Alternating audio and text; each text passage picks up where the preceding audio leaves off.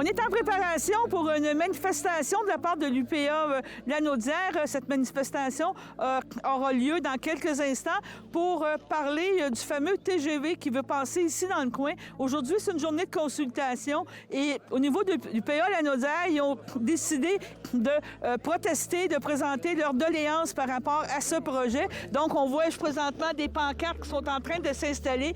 Il va y avoir des appels, des conférences qui vont être données par différents intervenants. On voit la présence de M. Yves Perron qui va être ici sûrement pour parler. Donc, c'est un dossier à suivre.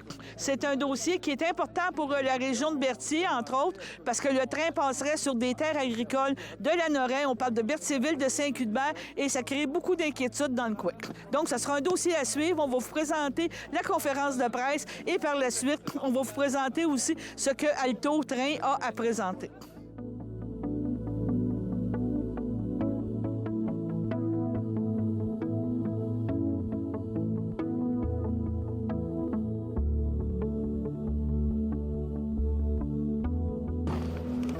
Il faut que je vous souhaite bienvenue. On est ici aujourd'hui pour réaffirmer clairement notre position de la Fédération. Le projet de TGV d'Alto, tel que présenté, est une menace grave et inacceptable pour nos terres, nos entreprises puis l'intégrité de notre territoire. On veut nous imposer un projet à toute vitesse, comme si l'avenir de nos femmes, notre sécurité, pouvait se jouer en 2 temps, 3 mouvements. L'an passé, on n'entendait pas parler de rien. On a commencé à avoir un écho de ça en novembre 2025. Puis là, c'est incontournable. Il faut que le progrès se fasse selon leur dire. On veut nous imposer un projet à toute vitesse comme l'avenir de nos femmes. Notre sécurité pouvait se jouer en 2 temps. On ne marquera pas là-dedans les yeux fermés. Dans la revue du 6 février, Alto laisse entendre que les communications sont en cours avec l'UPA. Soyons clairs. Nous leur avons toujours exprimé notre opposition. C'est vrai qu'on s'est parlé, mais on les a jamais félicités. Au contraire, on les trouve... je ne dirai pas le mot. Ce que nous voyons aujourd'hui rappelle dangereusement ce que les familles de Mirabel ont vécu. C'est un peu l'histoire qui se répète. Des terres coupées, abandonnées, des producteurs dépossédés. Ce traumatisme collectif, nous l'avons encore en mémoire. Et nous avons la responsabilité de tout faire pour éviter qu'il se répète. Aussi, pendant que nos producteurs attendent parfois des mois pour des dossiers de la CPTAQ. Vous savez, la CPTAQ, ça vient souvent, premièrement, une recommandation du syndicat de base, après ça de la Fédération. On travaille beaucoup pour protéger notre territoire agricole.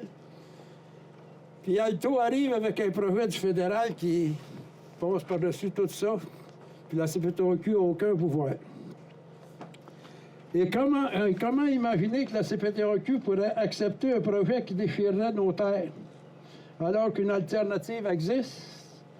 Le train à grande vitesse, TGF, moins coûteux, moins risqué et beaucoup moins accaparant. Parce que le train, qu'on nous parle, il ne peut pas revirer, il faut qu'il ait le droit tout le temps. Ça fait que ça fait beaucoup de dommages. On est loin du projet de moindre impact, comme je vous dis. Rappelons-le, il y a seulement 2 % du territoire qui est propice à l'agriculture. 2 % exact, seulement. Puis si on regarde, on ne sait pas exactement où ça passe, mais ça passe à bien des places dans les meilleures terres du Québec, il faut le dire. Nous ne sommes pas contre le progrès, nous ne sommes pas contre le développement. Nous sommes contre les décisions prises trop vite au détriment de l'agriculture. L'agriculture n'est pas là en attendant de faire d'autres choses. Aujourd'hui, nous demandons au gouvernement de ralentir le train, de reprendre le contrôle du processus et surtout de protéger notre territoire agricole au cœur de notre identité et de notre avenir. Sur ça, je vous dis merci. Je souhaiterais que je donne la parole à Alexandre Champagne, qui est président de la Relève, qui représente le groupe qui est peut-être le plus affecté dans tout ça. Vous savez, dans un certain âge, c'est correct qu'on reste en agriculture, mais c'est moins pire que quand on commence. Vas-y, Alexandre.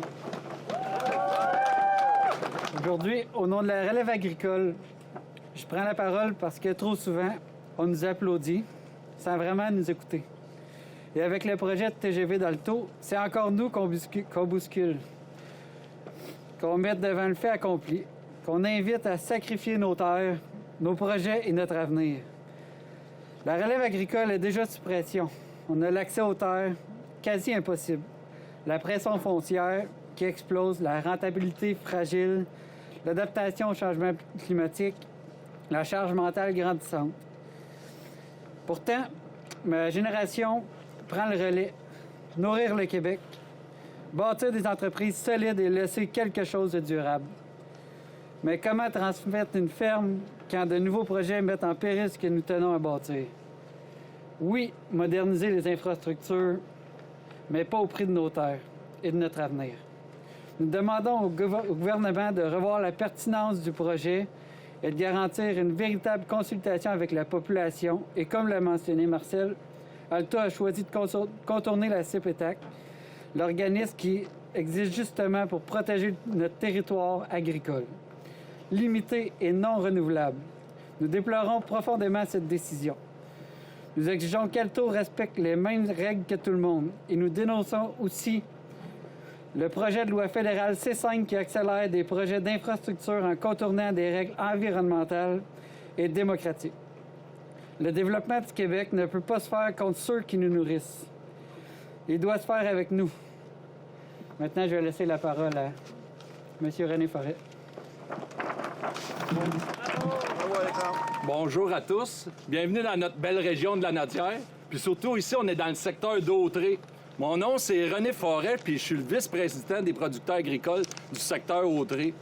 Moi, je vais vous faire une confidence. Moi, dans les dernières semaines, j'ai eu à avoir des examens à l'hôpital, des examens pour des tests de sommeil.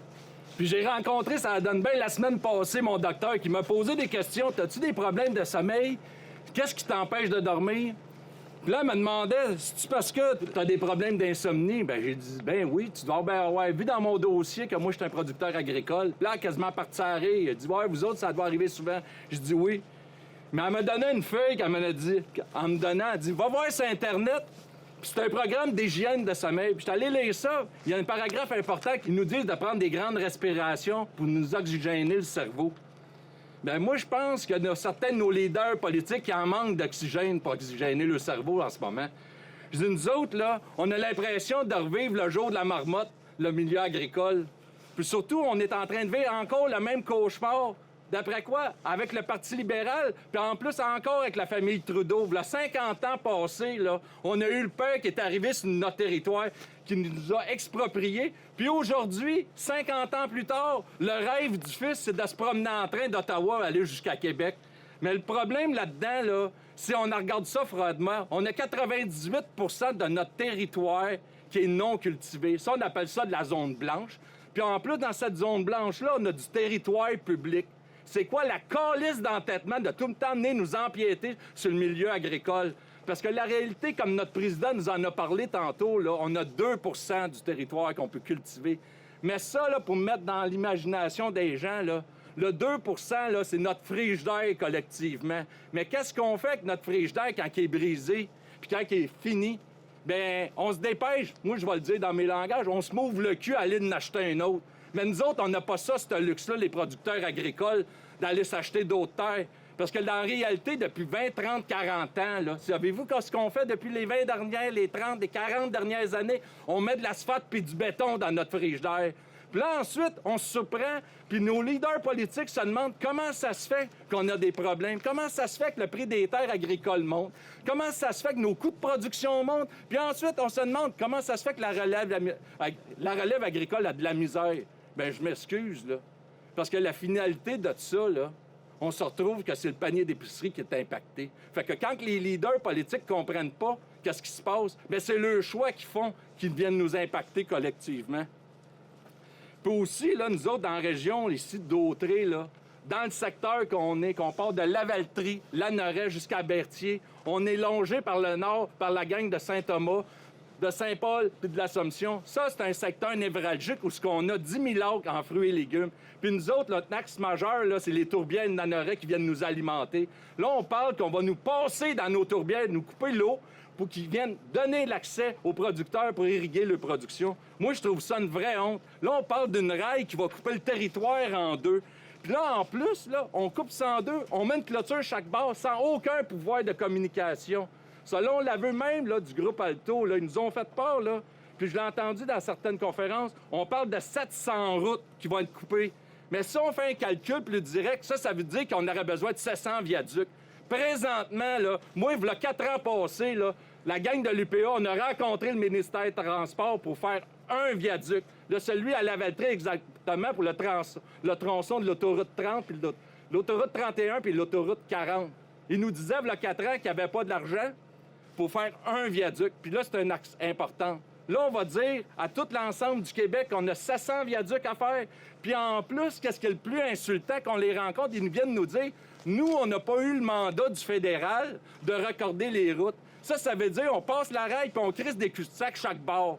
Ça, la problématique, là, c'est facile d'en parler. Mais ça, quand on vient dire une municipalité, qu'est-ce qu'on va faire avec tous les problèmes de détours qu'on va avoir sur nos routes, des 10, des 20, des 30 km? Ensuite, on a tous nos services d'urgence, les pompiers, les ambulanciers. Tu sais, on a une norme au Québec là, du 5 minutes qu'on doit se rendre le plus rapidement. Là. On va faire quoi? Ensuite, on a tous nos transports scolaires, puis on va ensuite, là, les derniers, nous autres, qu'on est tout le temps les derniers quand on nous parle, ça va être la machinerie agricole. On va-tu nous donner le droit d'embarquer ces autoroutes? Calvaire, moi, là, cette petite crise de niaisage-là, nous promettent là, que c'est un projet là, pour l'ensemble de la société. Bien, je me demande pour qui. Je pense que c'est pour quelques leaders politiques qui vont se promener sur le continent puis sur la planète, qui vont faire des conférences puis ils vont se péter les bretelles pour eux autres se faire du capital politique. Parce que quand je me fais dire par mes leaders, là, en fin de compte, on est le seul pays du G7 qui n'a pas de TGV. Ouais, mais le problème, moi, là, quand on me dit que ça va coûter 100 milliards, pas 1, pas 10, 100 milliards.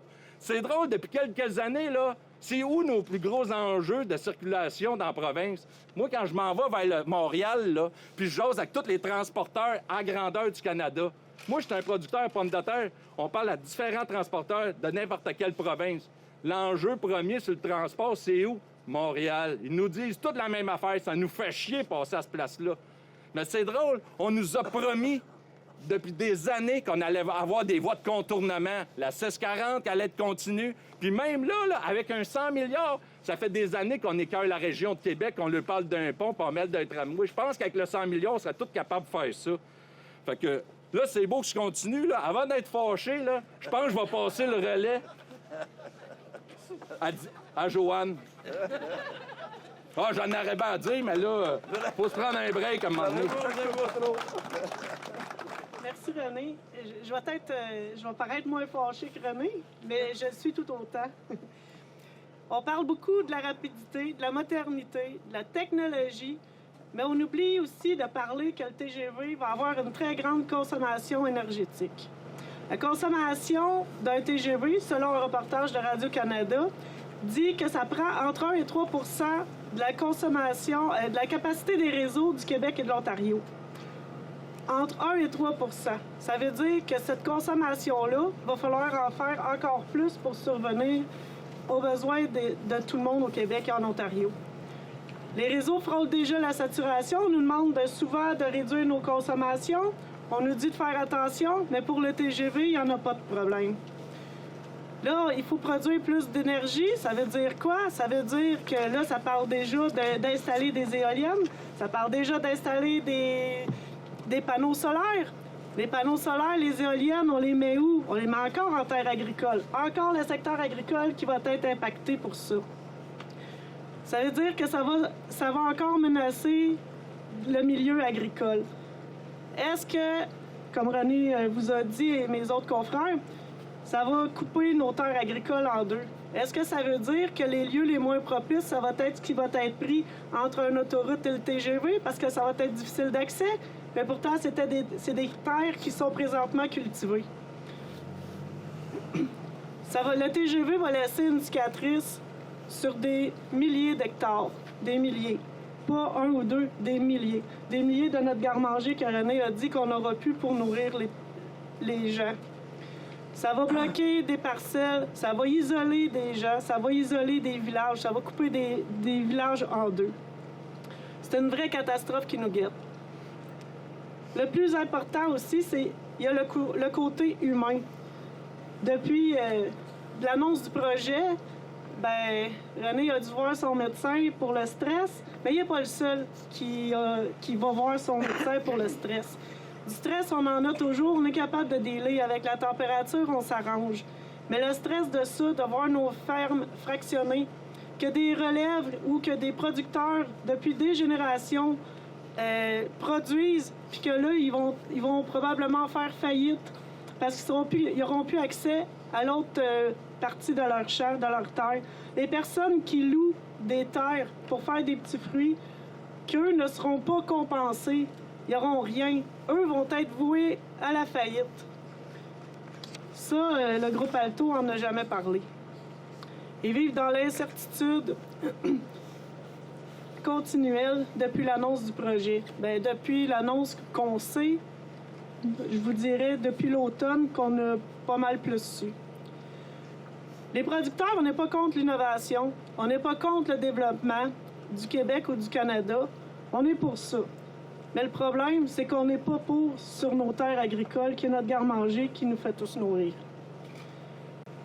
On tend la main au gouvernement pour qu'ils prennent le temps de faire le train à grande vitesse, à la place de le faire à toute allure, qu'ils prennent le temps de prendre le temps. Ce qui est important. Ici, c'est pas un tracé qu'on protège, c'est nos terres. C'est notre terre qui nous nourrit.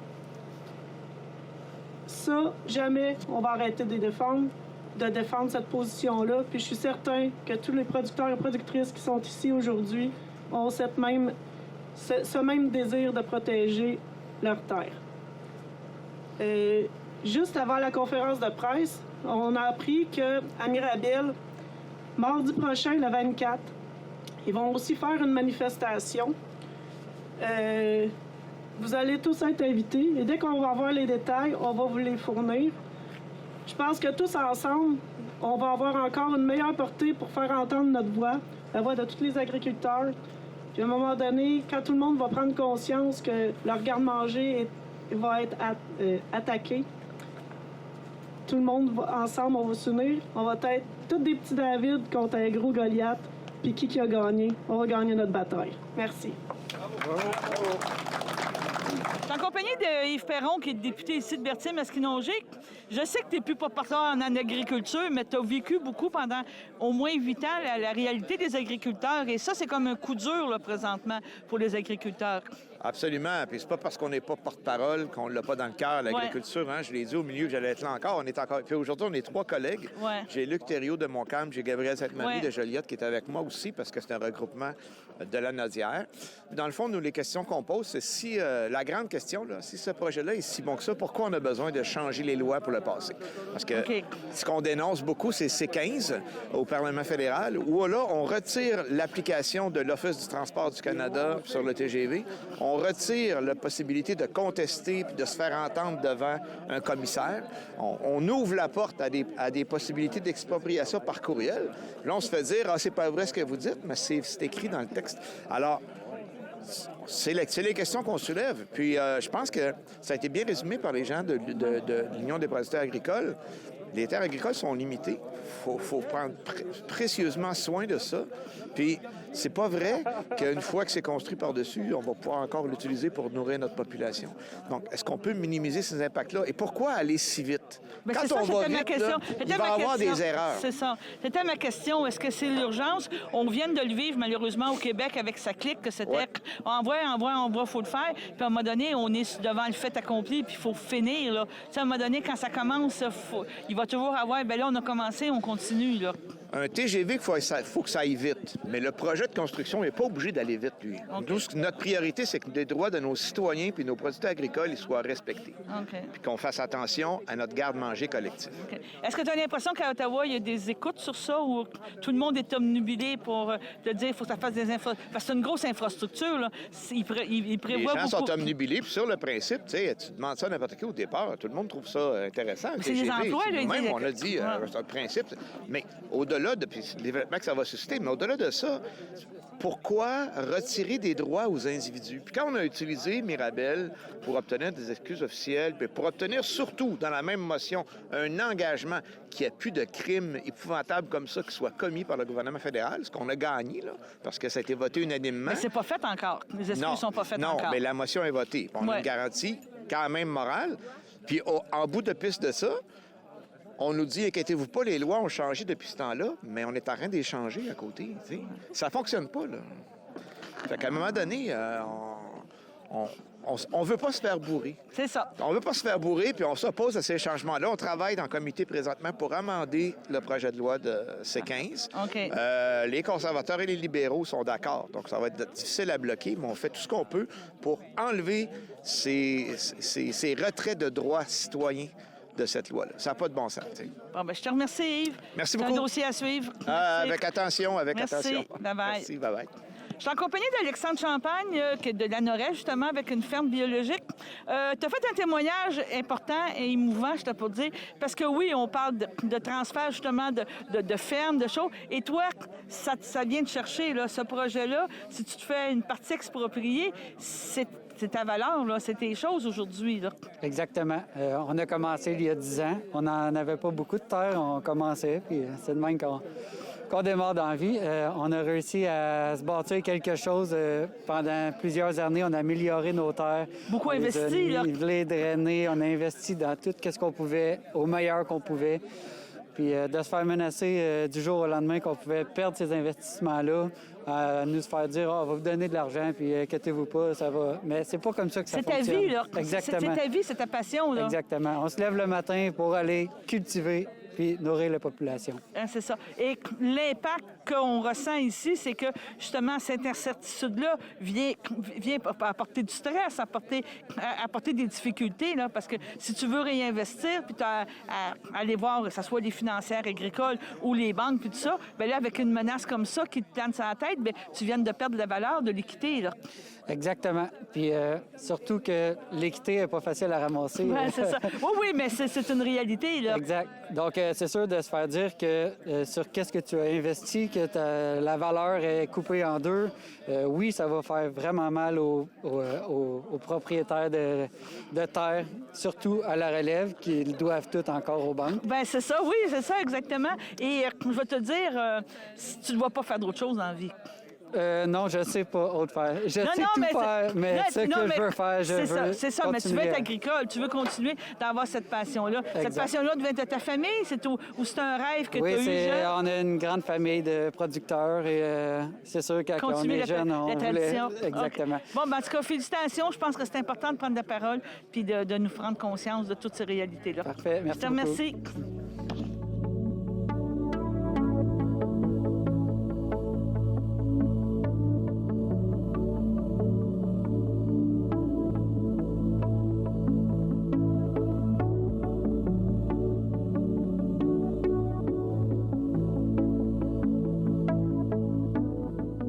En compagnie de Philippe Archambault, qui est le vice-président communication pour Alto. Alto, qu'est-ce que c'est? C'est un train. Hein? C'est le train à grande vitesse il y a un projet entre Québec et Toronto. C'est bien ça? C'est un projet fédéral de construire un train à grande vitesse entre la ville de Québec jusqu'à Toronto. Donc, c'est un tracé d'à peu près 1000 km. C'est un projet ambitieux, un projet pour lequel on est en phase de développement en ce moment. Donc, pour les 4 prochaines années, de cette année jusqu'à 2029, 2030.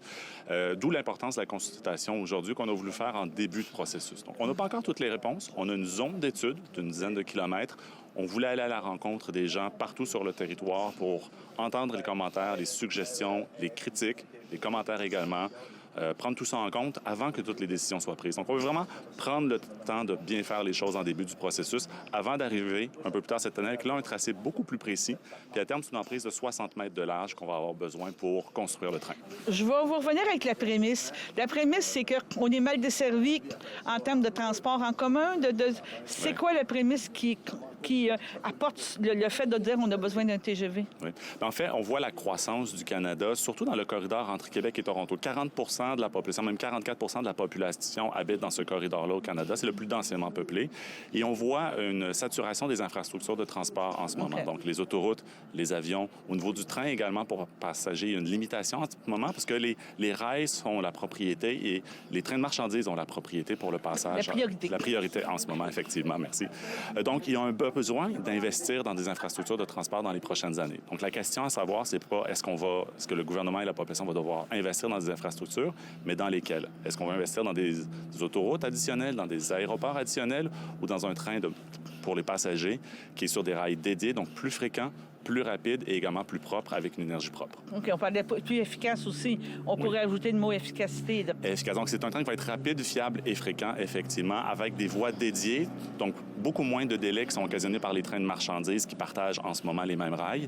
Et également des départs plus fréquents pour les gens qui vont pouvoir, à ce moment-là, de se déplacer d'une ville à l'autre pour des rencontres d'affaires, pour aller rencontrer la famille, pour différentes raisons. Ça va augmenter la productivité au Canada. Ça va également augmenter les opportunités pour le tourisme. Mais là, présentement, on est à l'étape de projet. Là, il n'y a rien vraiment. On voit des images, mais ça ne veut pas dire que le train va ressembler à ça. Il n'y a rien qui a été présentement. Vous êtes seulement à l'étape de dire est-ce que le projet, qu'est-ce qu'on le présente à la population, puis qu'est-ce qu'elle veut. Dans le fond, je ne dirais pas qu'est-ce qu'elle veut, mais qu'est-ce qui va le satisfaire, autant vous que la population, que les parties intervenantes. Là. Absolument. On a certains critères de base. On sait déjà qu'il va y avoir 7 arrêts pour le projet. Donc, OK. Toronto, Ottawa, Peterborough en Ontario. Et au Québec, c'est Montréal, Laval, Trois-Rivières et Québec. OK. Ensuite, on a une zone d'étude d'une dizaine de kilomètres de large.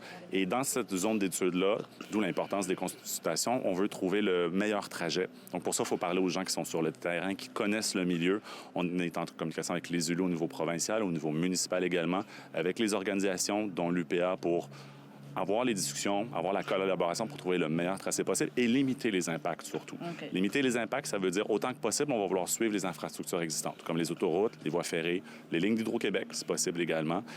Évidemment, la conception pour un train à grande vitesse demande des lignes droites ou des courbes qui sont beaucoup moins prononcées que des autoroutes, par exemple. Donc, c'est certain que si on veut suivre une autoroute, on ne pourra pas le faire parfaitement en tout temps.